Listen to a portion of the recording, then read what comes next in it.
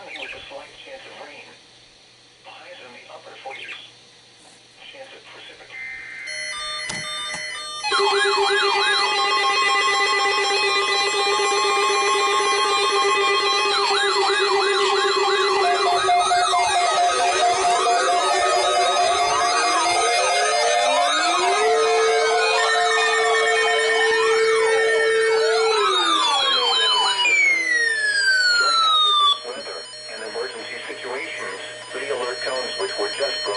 Will automatically activate special receivers to alert you of impending hazards.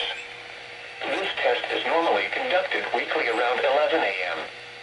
If hazardous weather is imminent or occurring, the test may be canceled. To provide the most consistent warning service possible, the alert tones will only be activated for the following counties in the KDO89 listening area: in Missouri, St. Louis, Franklin, Jefferson, Lincoln, St. Charles, Warren, and the city of St. Louis.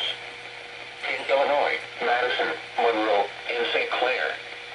If your receiver was tone activated, the alert function will automatically reset after the test. This concludes our test for this week, and we will now resume